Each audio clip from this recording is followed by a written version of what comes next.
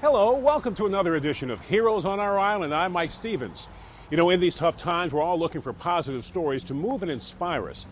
And that's what this show is all about. We profile Long Islanders who are giving of themselves in some way, overcoming great obstacles in life, and sometimes even risking their lives. We're coming to you this time from the beautiful and family-friendly community of Valley Stream. All right, we sail off to East Islip now, where Jessica Fregoso spent some time out on the water. And she shows us now what the Coast Guard Auxiliary does as these volunteers try to keep the waters and boaters safe. I suggest you stay close to port and be prepared to go to port. With a possible thunderstorm approaching, Rudy Velarde is warning the two kayakers to head back to port. I wouldn't want to be caught out in a thunderstorm in a kayak like that. So it's deceiving because a storm can come in 10 or 15 minutes, and I see the weather out west of here, and it looks pretty ominous as far as coming in, and that storm could be here in 20 minutes before you know it. Rudy is a volunteer with the Coast Guard Auxiliary. He is commander of Flotilla 1-3 located in Islip. Rudy's love for boating began almost 2 decades ago when he set sail on a friend's boat, and he's been boating ever since. After taking a boating class with the Coast Guard Auxiliary, Rudy decided to join, and he's been volunteering his time for the past 16 years. I think I'm an excellent boater. I know the waterways, I know boat handling, I know all the procedures. I've trained many people, and I love it. I love every minute of it. This auxiliary patrols the Great South Bay and supports United States Coast Guard Station Fire Island. Flotilla 1-3 is made up of more than 40 volunteers. They are not law enforcement, but they are all about promoting boating safety. And I got to spend some time out on the water with some of the members. When you're patrolling the waters, what are you looking for? I'm looking for anything unusual, and I'm also looking for any boaters that might be in distress and need some help, whether they've run out of gas or they have an engine problem.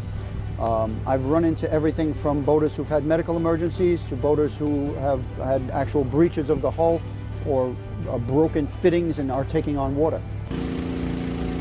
And the auxiliary does much more.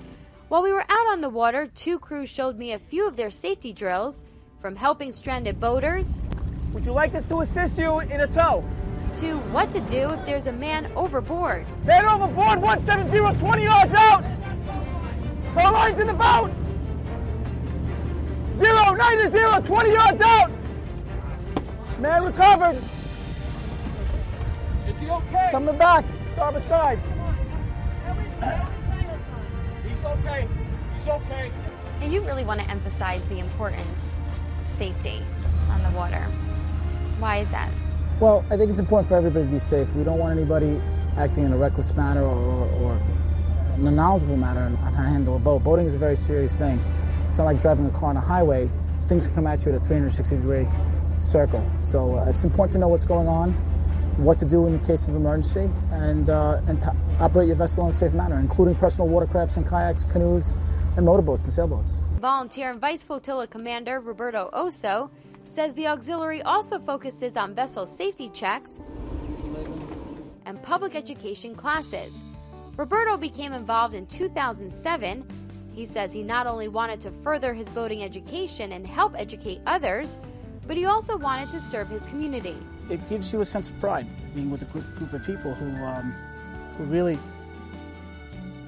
how can I say it, who really just a pride in what they're doing. It makes you feel like the greater good is being done for the local community and again for the country. Anyone over the age of 17 can become a member of the Coast Guard Auxiliary, though you must pass a basic background check.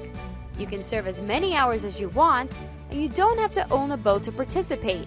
There are plenty of volunteer positions available. I'm scanning 8116. Longtime boater Carol Machio says once she got involved 5 years ago, she was hooked. How does it feel to go out there and actually help someone and maybe even save a life?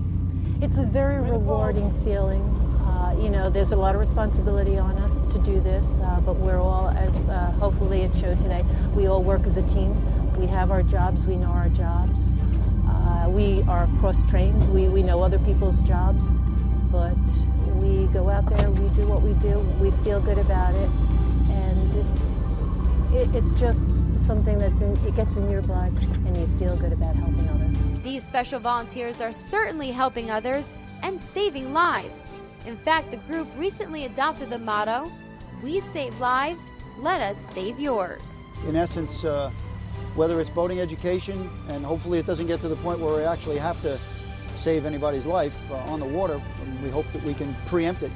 But if through boating education, through vessel exams, through generally talking safety and making sure that people understand that there's a right way and a wrong way to be boating, yeah, we save lives.